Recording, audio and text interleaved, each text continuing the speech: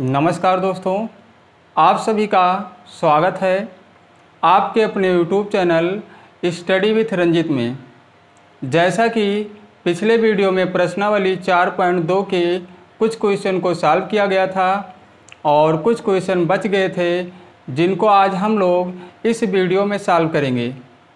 तो चलिए शुरू करते हैं और देखते हैं हमारा आज का पहला क्वेश्चन क्या है। प्रश्नावली 4.2 का दूसरा क्वेश्चन होगा, मतलब प्रश्नावली 4.2 का दूसरा क्वेश्चन, और पिछले वीडियो में पहले क्वेश्चन को सॉल्व कर दिया गया था। आज के इस वीडियो में प्रश्नावली 4.2 के दूसरे क्वेश्चन को सॉल्व किया जाएगा। तो चलिए शुरू करते हैं। दूसरे क्वेश्चन में क्या कहा गया है, निम्नलिखित द्विघात समीकरणों को हल कीजिए। क्या कहा गया है, निम्नलिखित द्विघात समीकरणों को हल कीजिए, जिसमें पहला क्वेश्चन दिया गया है, क्वेश्चन नंबर 1 जो दिया गया है x² माइनस 45x और प्लस में दिया गया है 324, बराबर में हमें क्या लिखना है, 0। मतलब इसी को हल करना है। तो जैसा कि पिछले वीडियो में बताया भी गया था कि हम इसे गुणनखंड विधि से कैसे हल करते हैं, तो उसी विधि से इसको हम हल करेंगे। तो कैसे हम करते थे, सबसे पहले इन दोनों का गुणा कराते थे, तो यहाँ 324 ही आएगा। कितना, 324। तो हमें ऐसी दो संख्याएं ज्ञात करनी है जिनका गुणा कर दें तो 324 आ जाए, और उन्हीं को जोड़ दें या घटा दें तो कितना आ जाए, 45। ध्यान दीजिए यहाँ पे 45। तो देखिए हमें दो संख्याएं ज्ञात करनी है जिनका गुणा करने पर 324 आ जाए और उनको जोड़ने या घटाने से कितना आ जाए, 45। तो जैसे कि पिछले वीडियो में बताया भी गया था, सबसे पहला काम हम क्या करते हैं, इन दोनों का गुणा कराते हैं। तो यहाँ पे 1 होगा तो मतलब 324 आएगा। तो 324 हमें गुणा करने पर लाना है और जोड़ने या घटाने पर 45। तो उन संख्याओं को हम कैसे ज्ञात करेंगे, वो संख्याएं जो होंगी 324 गुणा करने पर और जोड़ने या घटाने पर कितना आ जाए, 45। तो अगर हम 36 और 9 का गुणा कर दें तो 324 आ जाएगा। अगर हम 36 और 9 को जोड़ दें तो हमारा 45 भी आ जाएगा। तो क्या करना है, इसके बाद हमें संख्याएं प्राप्त हो गई हैं, बस करना क्या है, इनके साथ में x लिख देना है।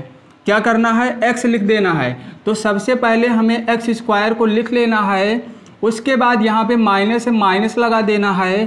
क्या लिखना है, 36, साथ में x लिखना है और प्लस में क्या है, 9 और x में लिख देना है। अंत में हमें लिख देना है 324 और बराबर में 0 कर देना है।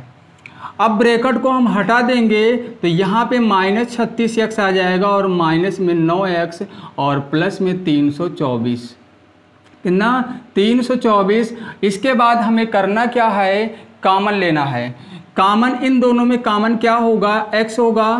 तो x को जब कॉमन लिया गया तो यहाँ x बचेगा और यहाँ पे 36 बचेगा। इन दोनों में कॉमन x नहीं होगा तो यहाँ पे कॉमन हम 9 ले सकते हैं। अगर माइनस में 9 लेंगे, 9 कॉमन ले लिया गया तो यहाँ पे x बचेगा और 9 से 324 को भाग कराएंगे तो आएगा 36। लेकिन देखिए माइनस 9 कॉमन लिया गया है तो प्लस और माइनस ये हो जाएगा माइनस में और बराबर में 0। क्या करना है, x माइनस 36 एक बार लिख लेना है और x माइनस 9 एक बार लिख देना है, बराबर में 0। अब हम क्या करेंगे, हमें क्या करना है, x माइनस 36 बराबर में 0 कर लेना है एक बार। तो x बराबर आ जाएगा 36 और एक बार x माइनस 9 कर देना है, बराबर 0। तो x बराबर आ जाएगा 9, मतलब जो x का मान आया है 36 और 9, यही होगा हमारा आंसर। यही हो जाएगा हमारा आंसर हो जाएगा। क्वेश्चन में कहा गया था द्विघात समीकरणों को हल कीजिए। तो जब इसको हल किया गया तो x का जो मान आया है, कितना आया है, 36 और 9 आया है। चलते हैं क्वेश्चन नंबर जो दूसरा दिया गया है उसको भी हल करते हैं। जो दूसरा क्वेश्चन है हमारा, उसमें दिया गया है x² माइनस 55x और प्लस में 750 और बराबर में 0।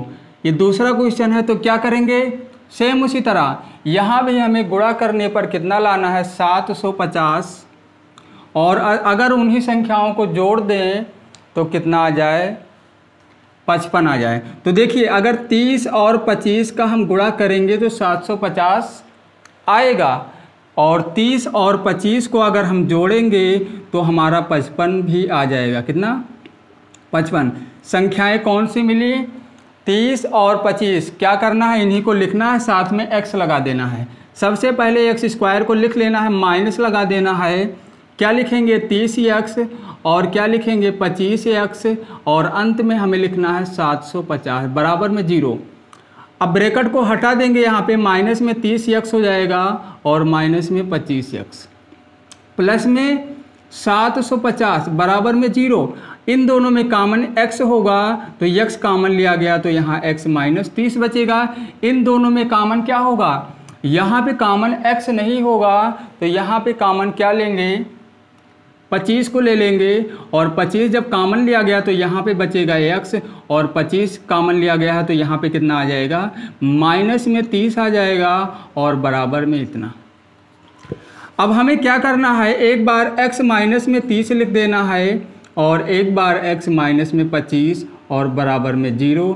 उसके बाद क्या करना है हमें, उसके बाद हम क्या करेंगे, x माइनस में 30 कर लेंगे बराबर 0, तो x बराबर आ जाएगा 30, और एक बार x माइनस 25 कर देंगे बराबर 0 तो x बराबर आ जाएगा 25। इसका मतलब x का जो मान आया है 25 और 30 आया है। दूसरे क्वेश्चन में 2 क्वेश्चन को हल करना था और दोनों को हल कर दिया गया है, दोनों का आंसर आ गया है। और अब चलते हैं प्रश्नावली 4.2 का तीसरा क्वेश्चन जो है उसमें देखिए क्या कहा गया है। तीसरा क्वेश्चन, इसमें कहा गया है ऐसी 2 संख्याएं ज्ञात कीजिए जिनका योग 27 हो और उनका गुणनफल 182 हो। जिनका योग 27 हो और गुणनफल कितना हो 182। 182 कितना हो 182। अब देखिए इसको हल करने के लिए हमें मानना पड़ेगा, उन संख्याओं को हमें मानना पड़ेगा। तो देखिए तीसरा क्वेश्चन, अगर हम मान लेते हैं, माना एक संख्या जो है x तथा दूसरी संख्या y है।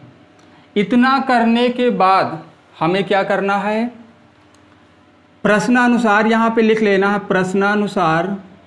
अब चलते हैं देखते हैं क्वेश्चन में क्या कहा गया है। क्वेश्चन में ये कहा गया है ऐसी 2 संख्याएं ज्ञात करनी है जिनका योग। तो संख्याओं को हम क्या किए हैं, संख्याओं को मान लिए हैं x और y। तो मतलब ये हुआ कि x और y का जो योगफल होगा, मतलब x और y का जो योगफल होगा कितना होगा 27 होगा। इसे एक समीकरण बना लेते हैं। उसके बाद आगे देखिए कहा गया है और गुणनफल 182 है, मतलब इन संख्याओं का गुणनफल जो हम माने थे x और y, उनका जो गुणनफल है, गुणनफल मतलब x इंटू वाई भी लिख सकते हैं। क्या x इंटू वाई बराबर में 182 है। अब देखिए यहाँ से अगर y बराबर हम कर लें तो 182 बटे क्या हो जाएगा, 182 बटे x हो जाएगा। इसको बना लेते हैं समीकरण, क्या इसको बना लेते हैं समीकरण 2। अगर इसको हम समीकरण 2 बना लेते हैं तो क्या करेंगे, देखिए समीकरण 2 से y का मान समीकरण 1 में रखने पर अब देखिए जब समीकरण 1 में रखेंगे y का मान कितना 182 बटे x, जब यहाँ पे रखेंगे तो क्या है x प्लस y के स्थान पे हमें लिखना है 182 बटे में x बराबर में 27। अब यहाँ इसको हल करने के लिए हमें क्या करना है, दोनों पक्षों में x से गुणा करने पर, x से गुणा करने पर, जब x से गुणा करेंगे तो ये x स्क्वायर हो जाएगा, और जब यहाँ गुणा करेंगे 182 हो जाएगा, और यहाँ करेंगे 27x हो जाएगा। अब 27x को इधर ले आएंगे तो x स्क्वायर माइनस 27x और प्लस में 182 बराबर में यहाँ 0 बचेगा, और ये बन गया हमारा द्विघात समीकरण। इसको हल करेंगे। गुणा करने पर 182 लाना है और जोड़ने या घटाने पर 27 लाना है। तो देखिए, अगर हम 14 और 13 का गुणा करा देते हैं तो 182 आ जाएगा, और 14 और 13 को जोड़ देंगे तो 27 हो जाएगा। तो क्या करेंगे, एक्स स्क्वायर माइनस क्या लिखेंगे 14x और प्लस 13x और प्लस में 182। उसके बाद हमें क्या करना है, एक्स स्क्वायर माइनस ब्रैकेट को हटा देना है 14x, माइनस में ये 13x हो जाएगा और 182। अब देखिए कॉमन इन दोनों में जब कॉमन लिया गया तो कॉमन यहाँ पे x होगा, तो x माइनस 14 बचेगा। इसमें जब कॉमन लिया गया माइनस 13, तो x माइनस यहाँ भी आएगा 14। इसको हम क्या कर सकते हैं, इसको देखिए लिख सकते हैं इसे x माइनस में 14 और क्या लिख सकते हैं x माइनस में 13 बराबर में 0। अब देखिए एक बार हम क्या करेंगे, x माइनस 14 बराबर में 0 कर लेंगे तो x बराबर आ जाएगा 14। अगर x माइनस 13 कर दें और बराबर 0 तो x बराबर आ जाएगा 13। तो ध्यान दीजिए यहाँ पे एक जो है x का मान 14 आया है और एक 13 आया है, लेकिन हमें दोनों संख्याओं को ज्ञात करना था और एक संख्या को x माना गया है, दूसरी संख्या को y। तो जो संख्या आई है हमारी 1 आई है। तो क्या करेंगे, x बराबर 14 समीकरण, या इस तरह लिख सकते हैं x बराबर 14 समीकरण 1 में, मतलब 1 में रखने पर तो क्या हो जाएगा, यहाँ पे 14 कर देंगे, यहाँ y कर देंगे बराबर 27 समीकरण 1 में, तो y बराबर हो जाएगा 13। y बराबर 13, y का मान कितना आ गया 13। कैसे आ गया, जब 14 को उधर ले जाएंगे तो 27 में से 14 माइनस हो जाएगा। उसके बाद देखिए, उसके बाद हमें क्या करना है, यहाँ पे यहीं पे इसको हल कर देते हैं। क्या करेंगे, x बराबर 13 समीकरण 1 में, दोबारा फिर से, क्योंकि x का जो मान आया है, 2 मान आए हैं x के, कितने मान आए हैं 2। तो जब x का मान 14 रखेंगे तो y का मान 13 आएगा, और जब x का मान 13 रखेंगे तो क्या हो जाएगा, तो y का मान आ जाएगा 14। इसको डायरेक्ट ही कर दिया गया है, y का मान 14 आ जाएगा, मतलब जब x का मान हम 13 रखेंगे तो y का मान 14 आएगा, और x का मान 14 रखेंगे तो y का मान 13 आएगा। अब देखिए, इसलिए दोनों स्थितियों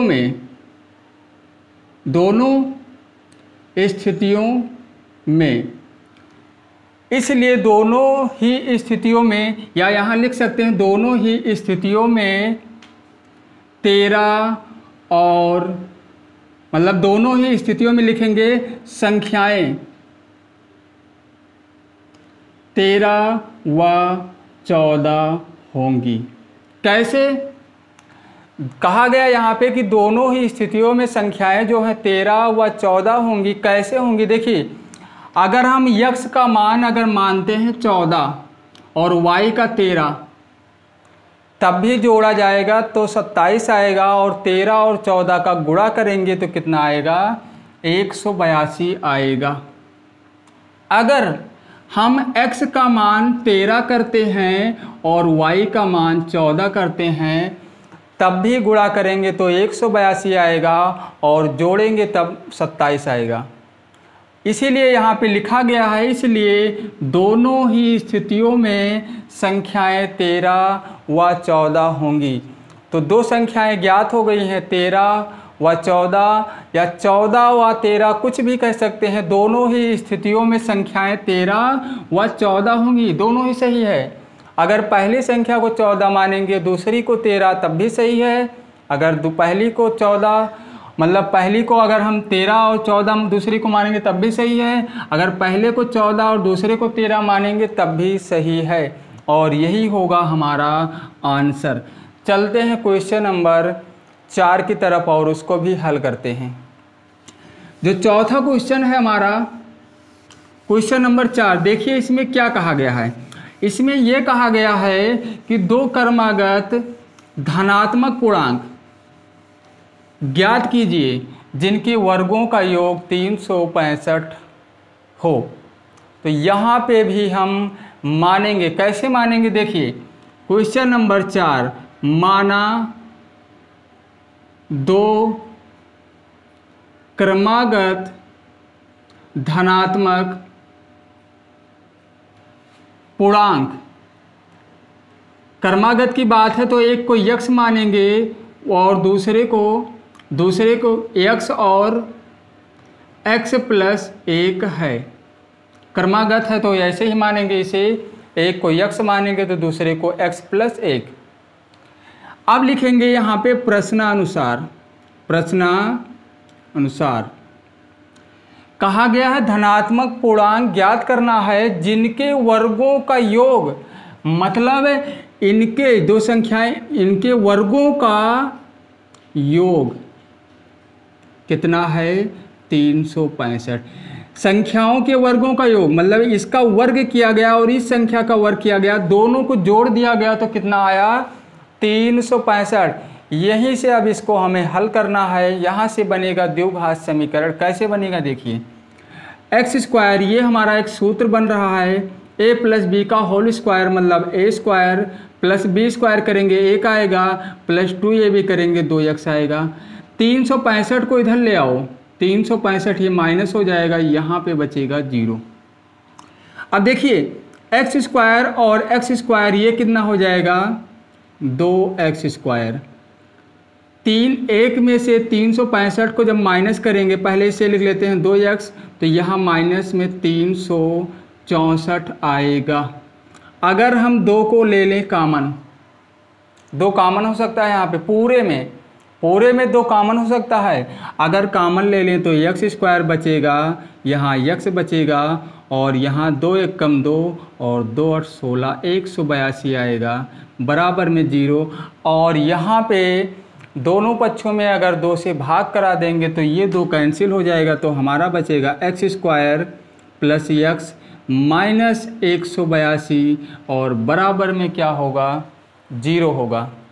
अब देखिए अब हमें क्या करना है? गुणा करने पर 182 लाना है और जोड़ने या घटाने पर 1। यहाँ पे 1 होगा, 1 माना जाएगा यहाँ पे। तो अभी संख्या को हम ज्ञात किए थे यहाँ पे इसी क्वेश्चन में। तो अगर 13 और 14 का गुणा कराते हैं तो 182 आएगा और 14 में से 13 को घटा देंगे तो कितना आ जाएगा? 1। तो एक्स स्क्वायर प्लस में लिखना है 14x और माइनस में लिखना है 13x और फिर माइनस लगा के 182 लिखना है बराबर में 0। तो यहाँ पे प्लस लगा हुआ है तो ब्रैकेट लगाओ या ना लगाओ कोई दिक्कत नहीं। अब देखो इन दोनों में कोई चीज़ कॉमन है जो दोनों जगह पे हो, x होगा।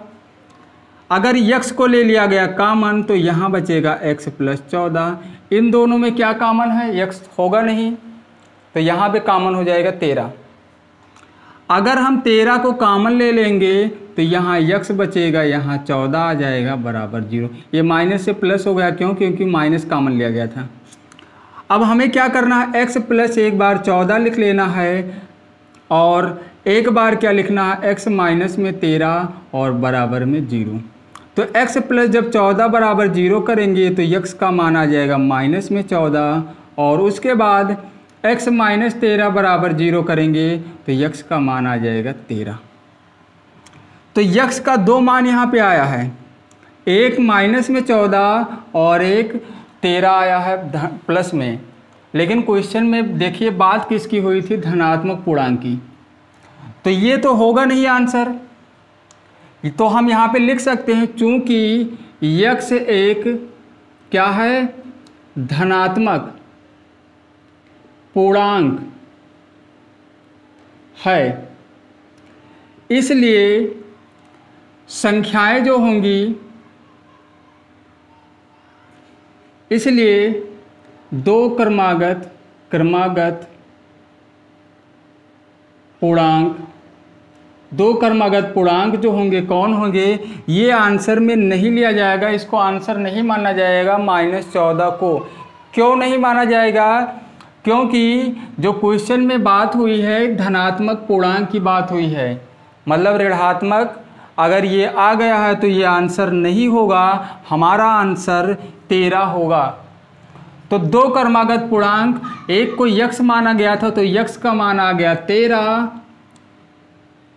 व दूसरे को x + 1 माना गया था तो 13 + 1 यानी कितना हो जाएगा, 14 हो जाएगा। 13 व 14 होगी, 13 व 14 होगी और यही हो जाएगा हमारा आंसर। तो प्रश्नावली 4.2 में क्वेश्चन नंबर 2, 3 और 4 को सॉल्व कर दिया गया है। तो प्रश्नावली 4.2 में अभी 2 क्वेश्चन और भी बचे हुए हैं, तो उन क्वेश्चनों को अगले वीडियो में सॉल्व किया जाएगा। तो आज के इस वीडियो में बस इतना ही, और फिर मिलते हैं अगले वीडियो में।